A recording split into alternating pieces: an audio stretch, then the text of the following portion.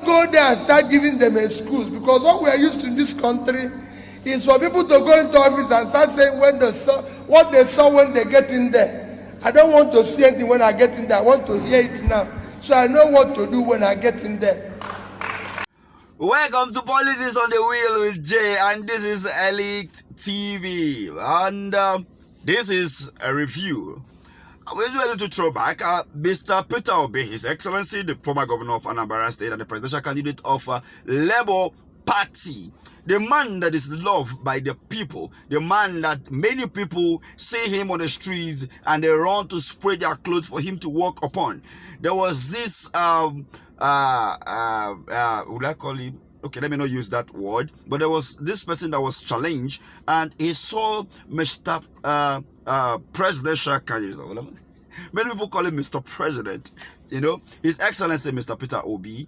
You know, he saw him on the road and he came down from the wheelchair, and Mr. Peter OBI went to meet her. She was crying. You know, these people have put their hope on Peter OBI. If this case goes out in the courts, now allow so many people may just take themselves away from this world.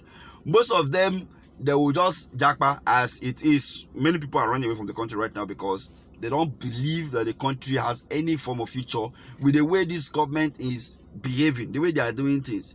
Now, there was this news some days ago, 2 days ago, that there's going to be a merger between Peter OBI, Kwankwaso, and Atiku. And many people are saying, no, why will you have a merger? After all, during the election, we said, step down, this power should go to the south. You people say no. See, this thing should be carefully looked at. Power is not being given. Power is taken. You have to take it by force. But in that by force, in a democratic setting, you do it in a democratic way by taking it through the ballots. And that was what Nigeria did on the 25th of February.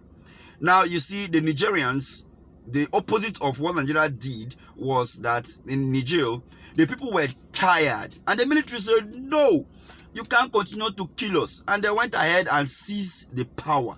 And the people went to streets to celebrate. That one, we know we're coming for Nigeria. You understand? We have done our own on the ballots. We lost our life. Nigerian people do their own through military. Nobody died. But everybody is looking for how to make the country move forward. Now, back to the issue of Nigeria. Mr. Peter Obi, think it through. Obedience are saying no.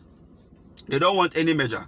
But the truth of the matter is this. For you to take this power away from APC, if they do re-election or rerun, it will be very overwhelming because APC have lost it already. Nobody is supporting them right now because of the economic hardship in the country. You know? But they will still find a way to rig themselves into power. That is why the issue of merger will come into place. So when you have Atiku and Kwankwaso, it will go a long way. But remember, in 2019, Kwankwaso and Atiku, with Peter Obi the running mates as of that time, they were all in PDP, but they couldn't win Buhari. What happened? What happened that they couldn't win Buhari? Now, 3 of them now went to 3 different political parties. And now they still couldn't win. None of them could individually win Bola Ahmed Tinubu. So, is it that they should now merge because now that they have seen the fan base, they could now merge? If you ask me, it is an issue of power taking, and you have to take it, you know. So if there is any mean that you have to bend to make this happen in a legitimate way, why not? You do it with the interest of the people at heart, with the interest of the people, because nobody trusts PDP again. Not to even talk about Kwankwaso. Kwankwaso is only in Kanu. It doesn't spread across. But you see, Peter Obi, obedient is every look and chronic of this country. So it is better for them to sit down properly. Peter Obi should sit down with his team and analyze, digest what the proposal is. Could it be that they want to sabotage? Because many people have it that the Atiku and Kwankwaso represent the status quo. Peter Obi, even though he was part of them, he represents the part of the Nigerian pain. So he pulled himself out, even when he was a governor. After then, to date, he has distinguished himself from the other politicians. right? One we said, what happened? But he was part of them in 2019. Yes, he needed a platform to bring himself into limelight, or bring himself to serve Nigerians, or to deliver Nigeria from this mayhem. But he couldn't get that as a VP. So therefore, what happened? He went to do it, as the president. And most obedient believe that you cannot have it as Peter Obi and another person, or someone else different from Peter Obi becoming the president, than Peter Obi and the Ahmed Ated becoming the vice president and the president. Simple as ABC.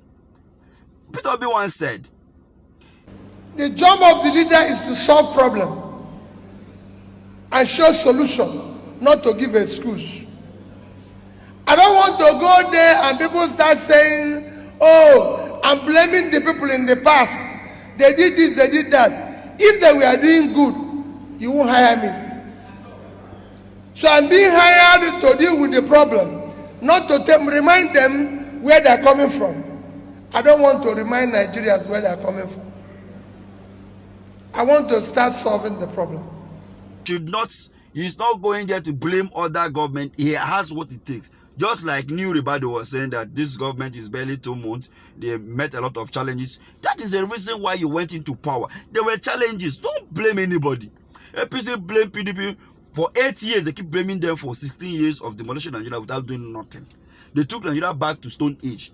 Now it is time for the same APC to correct their 8 years mistake. They are still blaming the same APC and PDP again. I don't understand. So anyway, it is up to Nigerians now. If the court decide whoever becomes the president of Nigeria going forward, it is up to Nigerians to take it in good faith and see how they can live their life within the next 4 years. If Peter Obi is given the mandate, but doing a merger, Peter Obi and Ahmed Dati should be the president and vice president, and the rest people can form any cabinets within the government. Like Kwankwaso can be given any ministry to handle. Atiku can be the godfather. That is it. Because he cannot accept a ministerial position. So therefore, he's going to provide somebody that will become a minister, and all of that. But some people are saying that he may become the president and Obi become it's not going to work. It would have been better having Tinubu and these Agbado people recruit 1 million youths into army and give them now you won't go war with Niger. Anyway, that's a story for another day. I'll bring you more gist about how the junta in Niger have decided to transmit power after 3 years to civilian government, and ECOWAS say no, we must fight. All this Nyanga they are doing, ECOWAS is doing, is just because Nigeria, they are waiting. They never pass judgment. Because they pass judgment, all this rubbish will stop. Because I don't see Peter Obi, even Atiku, even one of them is there as the president, they won't try that rubbish that is going on there in Niger. Thank you so much for watching. I remain Jay. Until next time.